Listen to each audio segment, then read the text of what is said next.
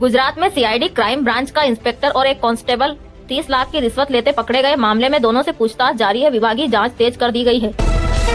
संसद में आज भारी हंगामा देखने को मिला। कांग्रेस रैली में पीएम मोदी पर नारेबाजी को लेकर सत्ता और विपक्ष आमने सामने आ गए हैं। महाराष्ट्र की राजनीति में बड़ा संकेत सामने आया है। शरद पवार और अजित पवार की नजदीकियां फिर से चर्चा में है। समाजवादी पार्टी ने चुनाव आयोग से बड़ी मांग की है। पार्टी ने कहा एसआईआर प्रक्रिया में लगे यादव और मुस्लिम कर्मियों को न हटाया जाए। गुजरात में मुख्यमंत्री भूपेंद्र पटेल और एएपी नेताओं की अहम बैठक हुई। किसानों से जुड़े 11 बड़े मुद्दों पर चर्चा की गई। कांग्रेस नेता शशि थरूर ने वैश्विक राजनीति पर बयान दिया है। उन्होंने कहा भारत को अंतर्राष्ट्रीय संकटों में नेतृत्व की भूमिका निभानी होगी। हरियाणा के मुख्यमंत्री ने भाजपा संगठन पर भरोसा जताया। उन्होंने कहा पार्टी नई ऊंचाइयों की ओर बढ़ रही है। पंजाब की राजनीति में अकाली दल फिर सक्रिय नजर आ रहा है। सुखबीर बादल की आक्रामक वापसी से सियासी हलचल तेज हो गई है। केरल में सीपीएम के एक नेता के खिलाफ मामला दर्ज किया गया है। आरोप है कि उन्होंने महिलाओं पर आपत्तिजनक टिप्पणी की है।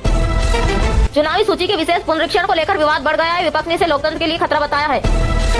उत्तर प्रदेश विधानसभा का शीतकालीन सत्र कल से शुरू होगा। अनुपूरक बजट और अहम विधेयक पेश किए जाएंगे। उत्तर प्रदेश में ठंड और कोहरे का असर साफ दिख रहा है। 20 से 31 दिसंबर तक सभी स्कूलों में शीतकालीन अवकाश रहेगा। अखिलेश यादव ने बेरोजगारी को लेकर सरकार पर हमला बोला है। उन्होंने कहा रोजगार भाजपा सरकार की प्राथमिकता नहीं है।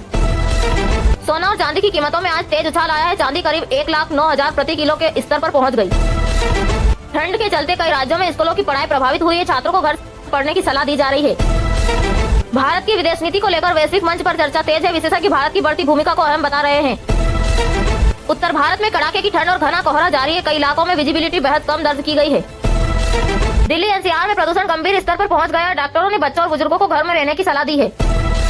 कोलकाता में एक बड़े कार्यक्रम के दौरान अव्यवस्था देखने को मिली। भीड़ और सुरक्षा व्यवस्था पर गंभीर सवाल उठ रहे हैं। बॉलीवुड अभिनेत्री अनुष्का शर्मा चर्चा में। धार्मिक दर्शन की उनकी तस्वीरें सोशल मीडिया पर वायरल हो रही है।